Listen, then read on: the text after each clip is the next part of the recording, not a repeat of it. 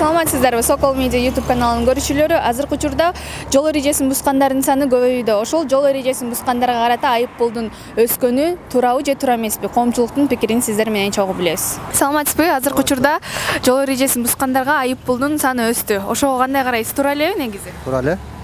Эмне үчүн? Жол эрежесин бузбаш керек да негизичи. Анан кийин туура эмес болсо кандай болот? Канчалаган кырсыктар болуп атат. Ошон үчүн водительдер туура айдаш керек. Кандайдыр бир деңгээлде туура, кандайдыр деңгээлде туура эмес деп ойлойм. Себеби дегенде баягы жана мас айдоочуларга карата коюлган штраф туура деп ойлойм да.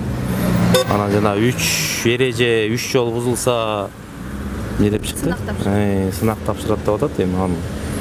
Карапайым элге эми кыйын болуп калат го, штраф оор болуп атат да негизи кээ бирлеринин. Ошол. Ну я думаю, как бюджеттен туура эмес го дейм. Тура, потому что меньше стали нарушать, демечи. Да, ну тура эместен не каждый же может позволить себе ушунчалык штрафтычы. Я, например, өзүм нарушение кылбайм да, стараюсь не нарушать. Но было пару моментов, но бюджеттен тура го дейм. Мында чөнтөк жукармайынча адам түшүнбөйт го дейм пока. Туура, жол эрежесин бузбаш керек. Болду. Акчасын төлөбөйсүңөр болду да. Башка эмне дейбиз? Туура да. Жол эрежесин бузсаң, конечно, айып пул төлөш керек. Жол эрежесин бускандарга айып пулдун саны өстү да, баасычы. Ошого кандай карайсыз? Ошону жооп койсоңуз. Жол эрежесин бузса төлөсүн айып пулун. Анан дагы мыйзам чыкты. Жол эрежесин 3 жолу бускандан кийин кайра сынак тапшырыш керек да. Ооба, тапшырсын. Кайра жакшы билсин да окусун.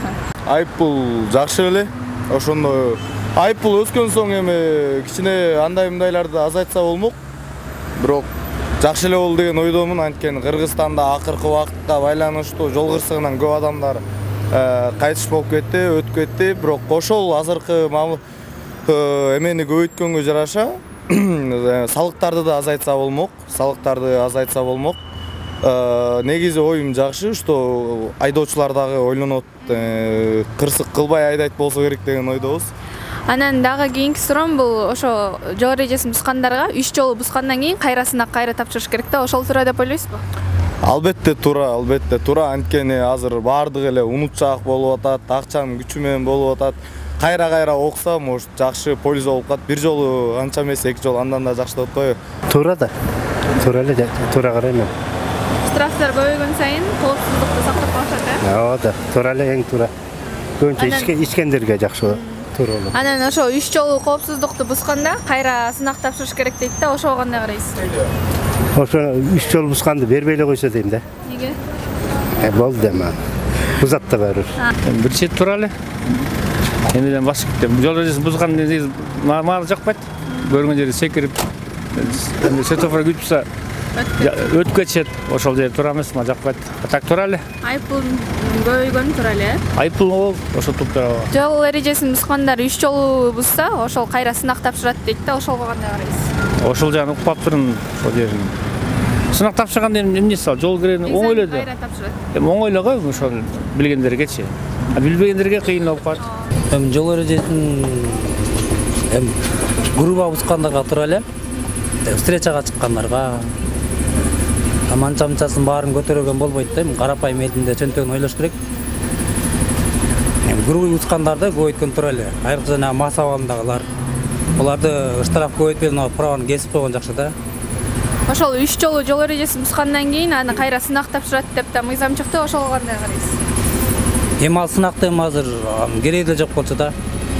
Праваны кесип чыта болду. 2-3 жылгачы.